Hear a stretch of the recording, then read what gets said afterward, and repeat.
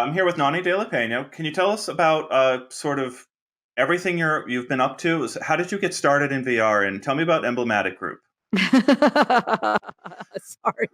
That's a I lot. thought, sorry. I shouldn't laugh because it's been busy. I was always a big sci-fi reader, very interested. I said it, read Gibson and certainly every bit of Neville Stevenson, et cetera, et cetera. But ended up building in Second Life a virtual Guantanamo Bay prison.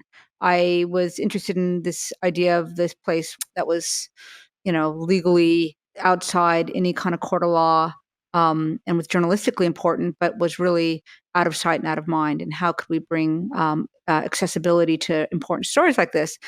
And then after we made that, this is done with an artist named Peggy Weil. I got invited into the amazing lab of Mel Slater and Maria Sanchez Vives in Barcelona. And Mel really is one of the most important thinkers in this field. If you don't know his work, you should check out how long Mel's been doing really interesting pieces. And we made this crazy embodied experience where we put you in the body of a detainee in a stress position. And people were just sitting up in a chair and they were wearing a breathing strap and they had their hands behind their backs. But after they experienced the piece where we had a virtual mirror and they showed your body hunched over, everybody thought that, like, we say, well, what was your body like? And they'd bend their entire body over into a hunched position. And that's when I was like, whoa, this is an amazing medium to build in. And that led to Hunger in Los Angeles. This is during the downturn in the United States. People were going hungry, food banks were overwhelmed, and yet they're basically invisible. So working out of the ICT lab at USC, where at the time Palmer Luckey was like the lab intern, I made this experience that put you on scene at a real food bank. It was all digitally recreated, but the audio was real. And you became a witness when a man with diabetes who doesn't get food in time drops into a diabetic coma in front of you. It got into Sundance. And at that point, the headsets were $50,000 a pop.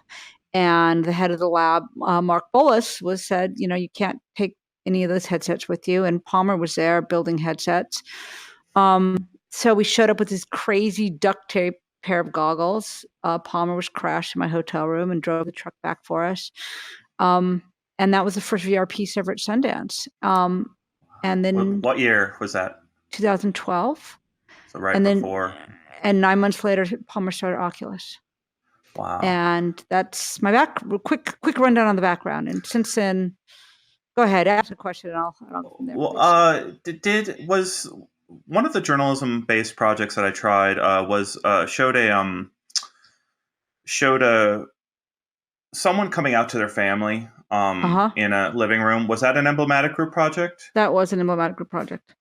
Yeah, and that was really powerful. And it's one of these things that it affected me so deeply to have that experience. But it's also just how do we get the audience larger for these projects? Because we talked about it a little bit in the other part of the show, but the game store, this Oculus store is built to promote games, and Steam store is built to promote flat screen games most, and then VR games second.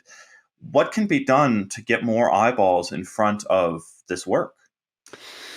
So this is why I have got a very beta but prototype called Reach.love. And the idea with Reach was we built a very simple button-based volumetric creation tool in WebXR.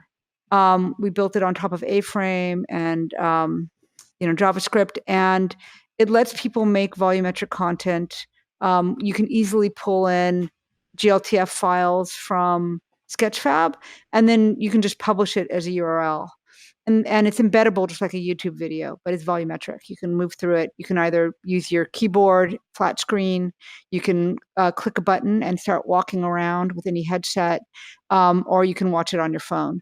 And the idea was I was so sick of not only this just exact distribution problem that you were talking about, but also the limitation. Like when I put up a piece on Syrian refugees on Steam, I got so much vitriolic hate sent at me. That was the last time that I started posting personal stuff on Facebook because I got so much, Gamergate-like crap thrown at me for making journalism pieces. That said, I do have projects up on Steam and Share, and we did make 360 versions of the volumetric content, um, including the pieces I did with PBS Frontline and Nova, two big journalism organizations. But Did you we we have to did solve you this problem. Go ahead. did you Sorry. work with Frontline on the guidelines for journalism in VR? Yes, we did. What Um, can you explain some of those? yeah, so we tried to look at some of the best practices for thinking about um, approaches to content creation that's digital content creation, but still uphold some of the best practices that we've learned journalistically through the years, right? And what are some of the limits of recreation? But in some ways, that document, to me, still offers some very interesting questions we haven't solved. So here's an example. We did a piece with NASA scientists for a climate change piece, and we shot the characters on an 8-eye green screen stage. Most of the rest of the content was photogrammetry, so very photoreal and based on scene. But in this case, we put you inside a NASA airplane, and the NASA scientist wanted to wear his blue airplane jumpsuit. And there's a big discussion about whether that was okay or not, because if you go into the NASA plane, you think that he's in his plane flying in his airplane, but no, he's been filmed in a studio in Los Angeles. Shouldn't he be wearing regular clothing? And the scientist was like, there's no way I'm going to appear in my airplane, not in my jumpsuit. And we're like, but you're not actually in your airplane. And so that moment was kind of interesting. He won. We put him in his jumpsuit. So, I mean, this discussion is so near and dear to my heart because it's so tough.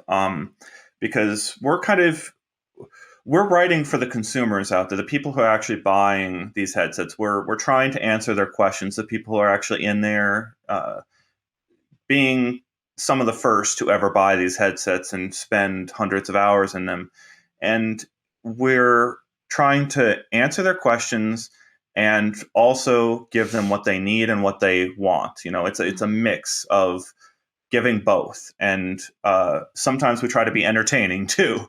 Right. Amidst all those things, and it's an always constantly challenging balance, and especially with the journalism projects. I spent um, some of our previous discussion talking about Titans of Space and why it comes with my highest recommendation for VR software I can ever give. But we still hear from these people who, like you say, just comment, and there's a real failure on a lot of platforms' parts to foster useful discussion and to help uh, weed through bad actors and keep people who are just haven't made their true motivations known, and they're actually acting in some hidden fashion.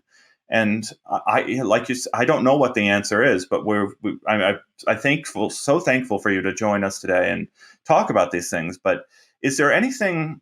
I guess I'll ask you this: is there anything we can do as journalists covering this industry to do a better job of highlighting the good work in VR, the things that are going to keep this from becoming the dystopia that we all sometimes joke about, but often fear?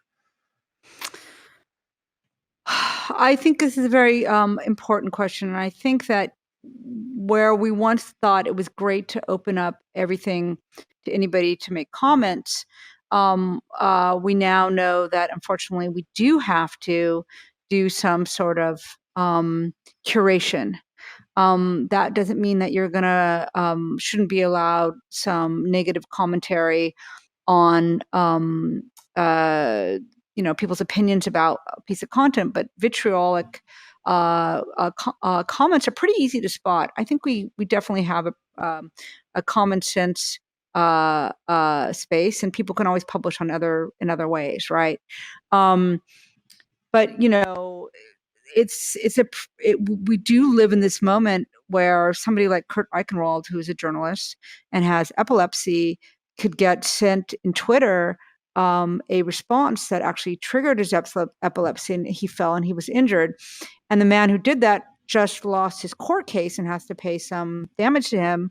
At the same time, basically the same day, a similar message was sent to the American Epileptic Association's bunch of people were now affected. Mm. So we have to, unfortunately, that's a snow crash. Yep. I was thinking of that. It's scary. It's terrifying. It's a manifestation that's sort of described. That's what makes snow crash pretty interesting. That's a literally sending code that can affect people. So I know it seems a little bit of an aside, but it does mean that we have a responsibility as journalists to, unfortunately, be on the front lines to try to raise the conversation to and more elevated and more civilized conversation. It's so one of the most complicated situations that we were dealing with right now is Facebook employing this real identity policy on its social network. So they have it built right into their terms of service that you need to use the real name you use in everyday life with their service, including now Quest and Oculus headsets. The problem is we've seen it in our comments and in our response that people are very seriously considering setting up fake Facebook accounts in order to get into these headsets without letting Facebook suck down all their information and target ads to them and learn more about people than maybe people know about themselves in some cases. That's ultimately the fear of some of these platforms. I guess I'll put that. So right now I'm using Oculus Avatars, their current avatar system. All right. And I have people that I would love to have come on to our show who will not allow Facebook software in their home, who just refuse to use it. And I both understand and I understand that perspective. But obviously we're using Oculus hardware. We're using Oculus software to do this show. There's a balance here where we're trying to reach people out there and give them what they, like I said, need, want to know. But I never know where to draw the line, right? To journalists and to people who are trying to moderate these communities and keep bad actors off. It's never clear what ethical guidelines should be followed to, allow that type of discussion or not allow this type of discussion. And so I was on a commission this last year that was funded by the Knight Foundation and the Aspen Institute on Trust, Media, and Democracy. And you're actually raising the same kind of questions we grappled with. And we had folks from Google and from Facebook on this incredible group of academics and thinkers and lawyers, et cetera.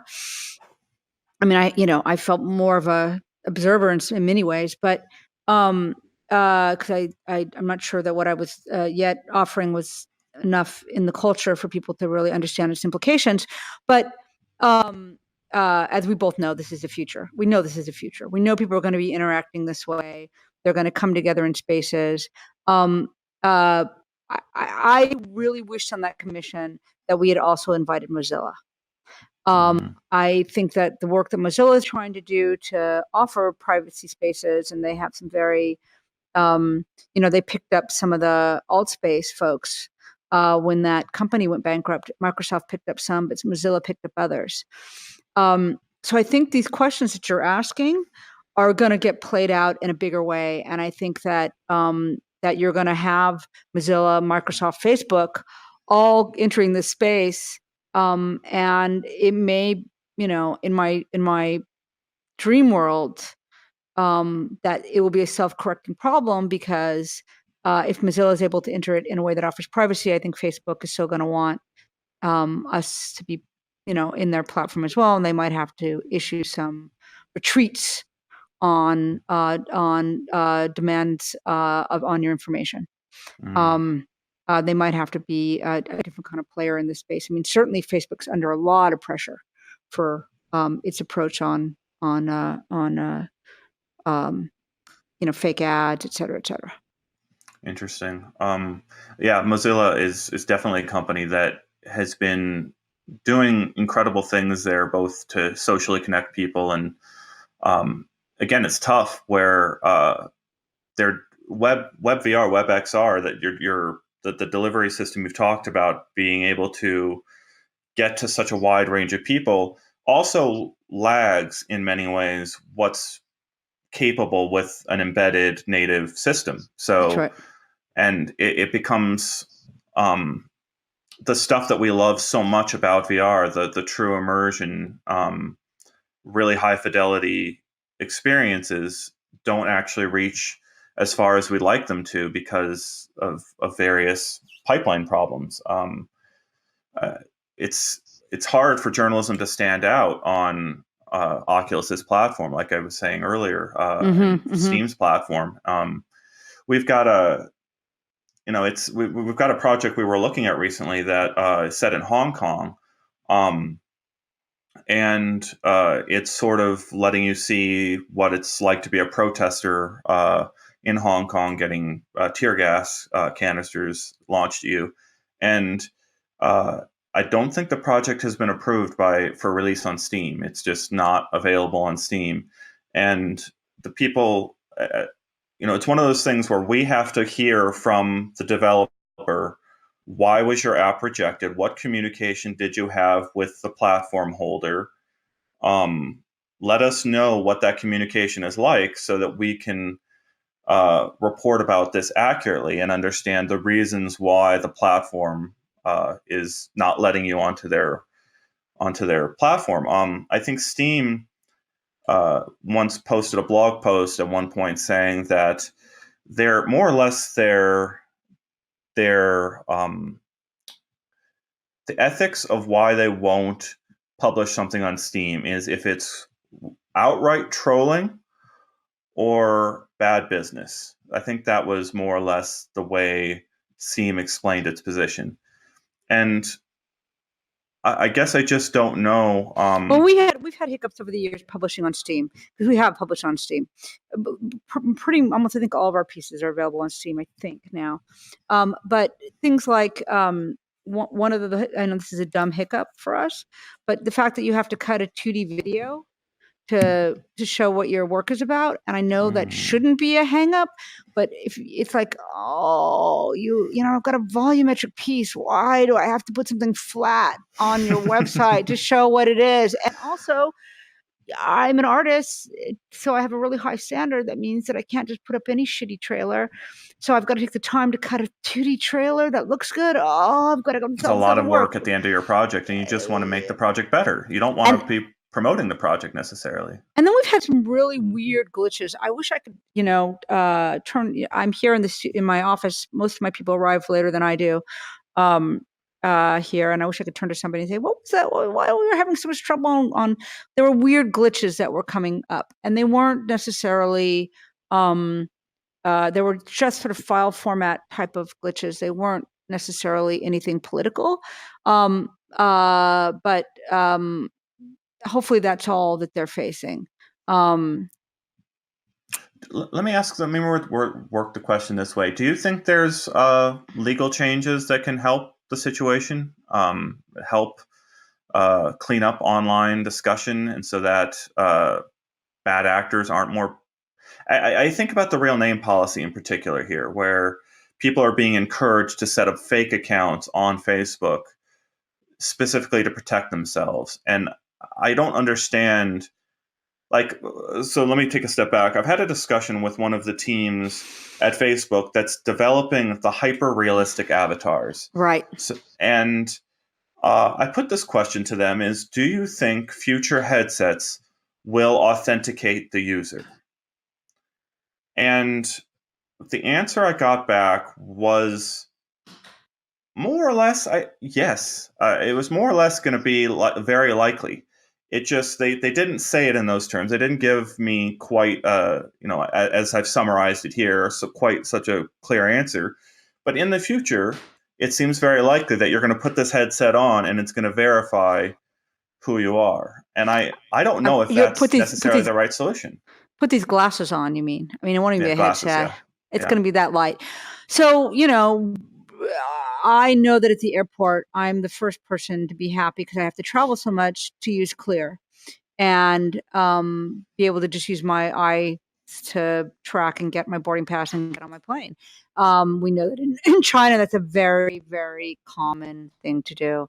So, but as long as there's been ability to track people, there's been technologies developed to evade tracking. So I don't know whether it's going to be some sort of special contact lenses or da da da da da. This is going to be a tug and a pull forever.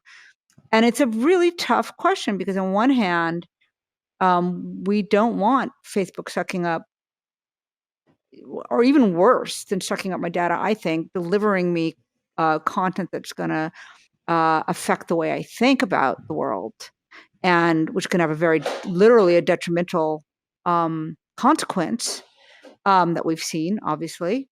But there's that with the sense of like the ease in which getting eye tracking, what it lets me do. So, I have a pair of the Bose AR glasses, and I wouldn't fix them, so that I could have my real lenses in them.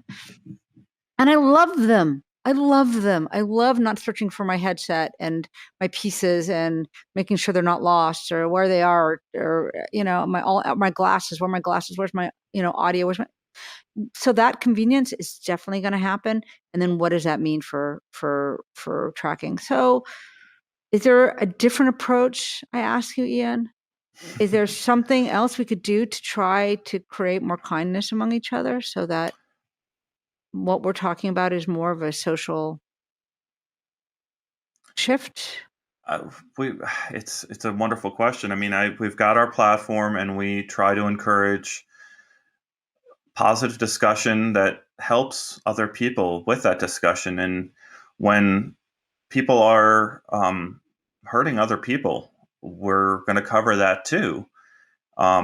It's that's what journalists cover, truth, and I think the manipulation of truth and the manipulation of perception is the reason I focus on this work, right? And I talk about these headsets. Like, it's very hard not to get very meta here, but like, if I point my eyes to the edges of these lenses, the I see the fixed foveated rendering that they're using to lower the resolution. So in a very subtle way, these headsets are encouraging me to look directly ahead.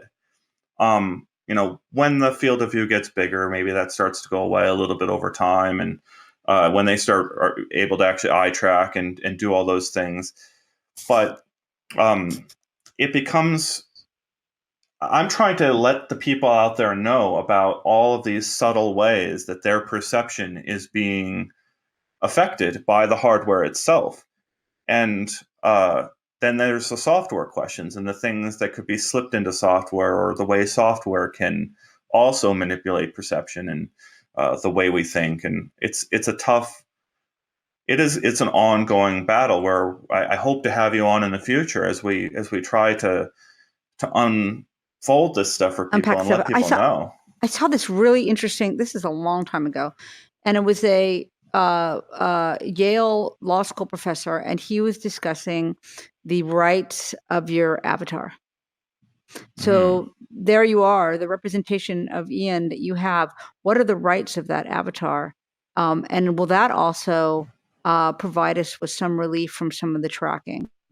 Do you have a right? Can we, since we know what online privacy disruption looks like now, or tracking, can we, before all of us have a virtual self, maybe make some legal whatever, you get what I'm saying? Yeah. So Chris is asking, and this is one of the questions I wanted to get to, is there a list that people can find, or a URL you can point to, of all the experiences that you've worked on? Where would you direct people to find emblematic group work? So I would go to emblematicgroup.com, and then once you're able to go to the our website is almost fully up to date, I hope. But once you go through that, you can look through our experiences, and then most of them are available either on Steam or just email us. And that's sort of dumb, right? Because we don't really have a proper VR journalism organization. I tried to raise money for that for years. And I've just kept going and kept making pieces, working on a super interesting piece about Lyme disease right now. And so we're not really at a point where I can say, and here's our journalism organization, and here's where everything is. We've had to go ahead and put stuff up more up on Steam than on Oculus, because at most of our early pieces are sixed off. In fact, the vast majority of my work is sixed off. So an Oculus share wasn't as friendly to sixed off initially. We've dropped the link for emblematicgroup.com into the chat, so that there you can find a lot of Nonny's work.